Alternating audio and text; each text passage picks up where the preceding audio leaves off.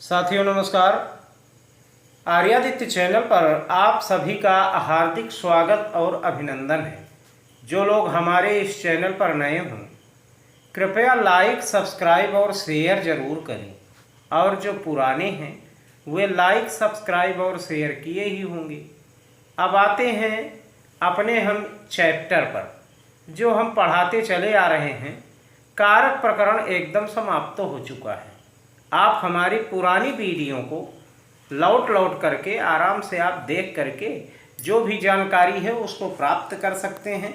आपको जो कुछ भी जानना हो, पूछना हो, कमेंट बॉक्स में आकर के कमेंट भी कर दिया कीजिए, ताकि आपको जो कुछ भी जानना हो हम उसकी वीडियो लेकर के आए। अब आज हम आपको बताते हैं समास के बारे में। तो समास के लिए भी हमने कल कुछ जानकारी दी थी, तो उस जानकारी को हम पुनः एक बार दोहरा देते हैं। तो समास जो है, समास चूँकि चाहे वो सीटेट हो, चाहे वो यूपी टेट हो, चाहे यूपीपी हो, यानी उत्तर प्रदेश पुलिस इत्यादि, यानी जो भी भर्तियां हैं आपके हिंदी में भी आता है और संस्कृत में भी आता है। तो समास को आप विधिवत समझिए, एक एक पॉइंट्स हम आपको समझाते चल रहे हैं। तो चलिए आते हैं समास के ऊपर। नाम है समास, शब्द रखा गया है समास। समास अब ये क्या है? समास शब्द दो शब्दों से मिलकर बना। सम, ये आपका उपसर्ग है, प्लस है अस धातु। अस धातु और प्रत्यय है घई। प्रत्यय का नाम है घई प्रत्यय। बहुत पूछते हैं कि समास में कौन सा प्रत्यय है, तो तुरंत आप बता सकते हैं कि समास में घई प्रत्यय का प्रयोग किया गया है। तो सम उपसर्ग है, अस धातु है, घई प्रत्यय है। आपको एक जानकारी ये मिल गई कि समास में घई प्रत्यय होता है। तो समास का अर्थ होता है संक्षेपीकरण। इस चीज को मैंने कल आप सभी को बताई। संक्षेपीकरण ये यानी कोई बड़ा वाक्य हो उसको छोटे में कर देना हमारा समास कहलाता है। इसका एक सूत्र आता है समसनम समासा। एक सूत्र है समसनम समासा। समसनम समासा ये सूत्र है। तो समसनम समासा यानी संक्षेपीकरण, कोई बड़ा वाक्य है उसको छोटे में कर देना हमारा समास कहलाता है। अब समास को हम जानते हैं कि होता क्या है, ये कितने प्रकार का है। तो समास जो है संस्कृत साहित्य, एक तरफ आप लिख लीजिए संस्कृत साहित्य, संस्कृत व्याकरण, और एक तरफ लिख लीजिए हिंदी व्याकरण। संस्कृत व्याकरण में कुछ पुस्तकों में समास 4 प्रकार का माना गया है। कुछ पुस्तकों में पुस्तकों में समास 4 प्रकार का माना गया है, परंतु कुछ पुस्तकों में समास 5 प्रकार का माना गया है, जिसमें वरदराज इत्यादि आते हैं। वरदराज जिन्होंने लक्ष्य सिद्धांत कौमुदी की रचना की थी, वरदराज इत्यादि ने कहा कि समास जो है वो 5 प्रकार का होता है। परंतु हिंदी साहित्य में समास की संख्या होती है 6। ये आप जाने रहिए, समास की संख्या 6 होती है। हम 6 समास के बारे में आपको क्रमवार बताएंगे। वैसे अब जानने के लिए हमने बता दिया कि संस्कृत साहित्य में 4 अथवा 5 होते हैं, परंतु हिंदी साहित्य में 6 होता है। अब बहुत सारे लोग प्रश्न करेंगे कि अगर किताब पेपर में आ जाएगा कि समास जो है वो कितने प्रकार के हैं, अब उसमें का में लिखा गया 4, खा में लिखा गया 5 और इस प्रकार से 6, तो क्या हम लगाएंगे? तब आपको हम बता दें कि जो टीजीटी के हमारे छात्र हैं वो लगाएंगे 4 और जो TET, C TET, super TET इत्यादि पढ़ते हैं वो लगाएंगे 5। टेट सी टेट के लिए 5 और टीजीटी के लिए सिर्फ और सिर्फ 4। हिंदी में 6 होता ही है, इसमें कोई दो राय नहीं है। अब आगे अगले पड़ाव पर चलते हैं। तो समास में सबसे पहला समास है अव्ययी भाव समास। नाम है अव्ययी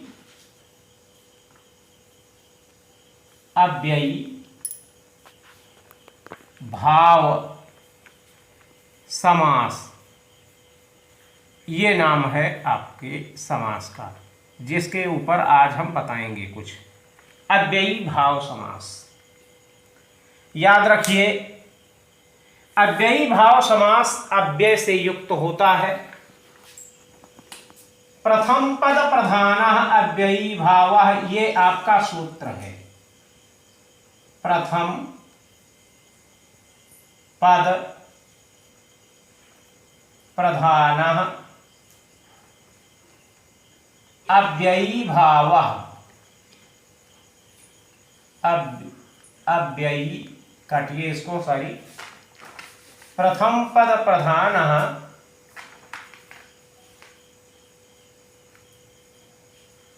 अव्ययी भावः। जिस समास का पहला पद प्रधान हो, प्रधान माने मुखिया हो, वह अव्ययी भाव है। जिस समास का पहला पद प्रधान हो वह अव्ययी भाव है। अब मजे की बात बता दें कि जिस समास का पहला पद प्रधान हो साथ ही साथ अव्यय हो वही अव्ययी भाव होगा। अब जो भी शब्द दिया जाएगा, अच्छा इसमें 3 शर्तें आती हैं, आप जाने रखिए। पहली शर्त है उपसर्ग वाले वाक्य। हिंदी के छात्र भी देखते चले, उपसर्ग वाले वाक्य पहली शर्त। उपसर्ग वाले वाक्य, जो भी शब्द रहेंगे वो उपसर्गात्मक रहेंगे, पहली शर्त हो गई।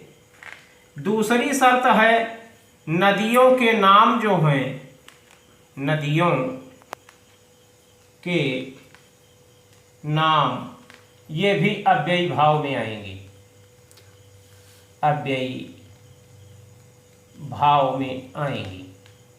ठीक है, सूत्र इसका नदीभीष्ट सूत्र है। तो ये 2 प्रकार की शर्तें हैं। तो पहला जो शब्द होगा वो उपसर्ग होगा, याद रखिएगा। उपसर्ग जो होता है वो पहले ही लगता है, तो जो पहला शब्द होगा वो उपसर्ग होगा। मजे की बात आपको हम बता दें कि ये अव्ययी भाव समास हमेशा नपुंसक लिंग में प्रयुक्त होता है। ये भी खूब पूछते हैं, नपुंसक लिंग में प्रयुक्त होता है, ये भी जान लीजिए। प्रश्न पूछता है, कई बार प्रश्न आया हुआ है कि वह कौन सा समास है जो नपुंसक लिंग में प्रयुक्त होता है। तो आप जाने रखिए कि अव्ययी भाव समास ही वह समास है जो नपुंसक लिंग एक वचन में प्रयुक्त किया जाता है। तो जिसका पहला पद प्रधान हो वह भी अव्यय हो, अव्ययी भाव समास कहलाता है। आपको हमने 2 शर्त बता दी। एक शर्त हमने बताई कि जिसका पहला शब्द उपसर्गात्मक हो वह अव्ययी भाव समास होता है। जैसे उदाहरण हम देख लेते हैं, जैसे आता है यथाशक्ति, यथा शक्ति, शब्द है यथा शक्ति। अब इसमें दो शब्द हैं। ये तो हो गया संज्ञा, ये क्या हो गया, संज्ञा शब्द हो गया। ये क्या हो गया, ये आपका उपसर्ग हो गया। ठीक, या इसी को हम अव्यय कह दें, नातिव्यय इति अव्यय, जिसको व्यय न किया जा सके इसको अव्यय भी कह सकते हैं। तो यथा शब्द जो है वो उपसर्ग हुआ या अव्यय हुआ, और शक्ति जो हो गई वो संज्ञा हो गई, और यथा के साथ जब शक्ति जुड़ गई तो ये खट से यथा शक्ति शब्द ही जो है वो अव्यय शब्द बन जाएगा। यथा और शक्ति, ये इसमें 2 शब्द मिले हुए हैं, एक है यथा और एक है शक्ति। याद रखिएगा, खूब गौर से देखते चलिए। एक है यथा और एक है शक्ति।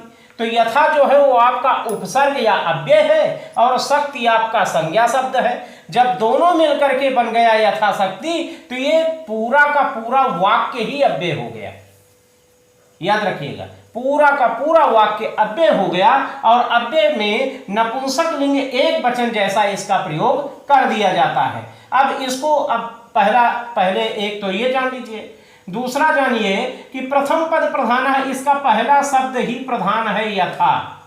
प्रथम पद प्रधान, पहला पद जिसका प्रधान हो और वह भी अव्यय हो, वही अव्ययी भाव है। तो यथाशक्ति को हम बना देंगे, विग्रह कर देंगे, हो जाएगा शक्तिम, शक्तिम अनतिक्रम्य, शक्तिम अनतिक्रम्य, ये हो गया यथाशक्ति, शक्तिम अनतिक्रम्य, उपगंगम। आगे चल पड़ते हैं, देख लीजिए,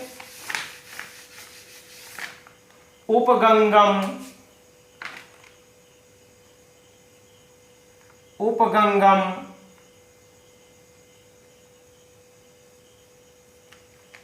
गंगायाः समीपम,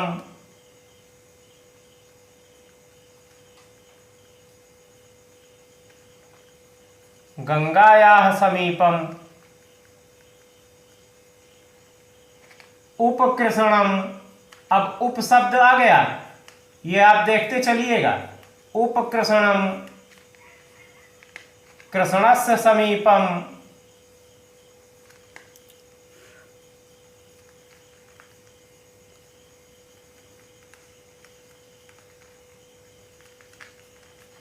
सुमद्रम,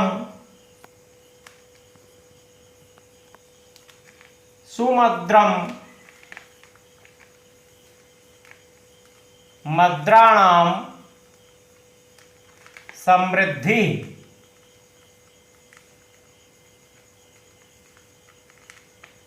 ऐसे बनता चला जाएगा।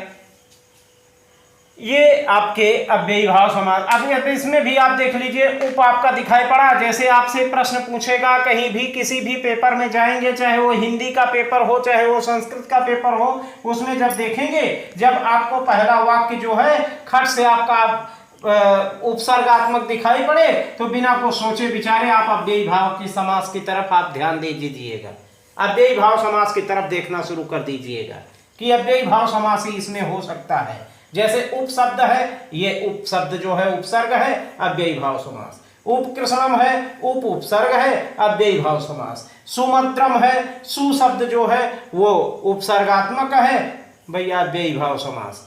अनुरामम है, अनुज्येष्ठम है, जो भी शब्द आए, अनुरामम अनु शब्द आ गया, भैया उपसर्गात्मक है, लिहाजा अव्ययी भाव समास है। अनुज्येष्ठम है, भाई उपसर्ग आ गया, इसमें भी अव्ययी भाव समास है। अब इसी प्रकार से आप आगे की चीजों को समझ सकते हैं। अब चलते हैं हम नदी वाले वाक्य की तरफ। नदियों का नाम, अगर नदियों का नाम संख्यावाची है, सूत्र है उसका नदीभीश्च, नदीभीश्च सूत्र है ये, नदीभीश्च, ये आपका सूत्र है नदीभीश्च। जो नदियों का नाम है वो संख्यावाची हो जाए, कोई भी नदी हो, उस नदी का नाम अगर संख्यावाची होता है तो आपने अभी तक पढ़ा है संख्यावाची द्विगु, उसमें द्विगु समास है, परंतु उसमें द्विगु नहीं होगा, उसमें द्विगु जैसा ही है, द्विगु जैसा ही विग्रह किया जाता है, परंतु वो उसमें जो है अव्ययी भाव समास होता है। जैसे पंचगंगम, पंचगंगम, जब इसका विग्रह करेंगे तो हो जाएगा पंचानाम, पंचानाम, गंगानाम, गंगानाम समाहारा। याद कीजिएगा, परंतु इसमें समाहारा का तात्पर्य नहीं है कि इसमें द्विगु होगा, इसमें जो है अव्ययी भाव समास है, ये भी आप ध्यान दीजिएगा। पंचगंगम, पंचानाम गंगानाम समाहारा, पांच गंगा का समूह जो होता है वो पंचगंगा है, इसमें भी अव्ययी भाव समास ही है। इसी प्रकार से त्रयमुनम, त्रयाणाम यमुनानाम समाहारः, तीन यमुनाओं का समूह वो जो है वो भी अव्ययी भाव समास के अंतर्गत ही होगा। ये चीज आपके अव्ययी भाव समास के अंतर्गत आई। ये आज अव्ययी भाव समास हो गया। अब अव्ययी भाव समास से संबंधित जो भी आपके डाउट हैं उसको आप कमेंट बॉक्स में आकर के क्लियर आप उसमें प्रश्न पूछ सकते हैं, हम उसका जवाब आप सभी को देंगे। अब अगले सूत्र की तरफ हम चलते हैं। बंद।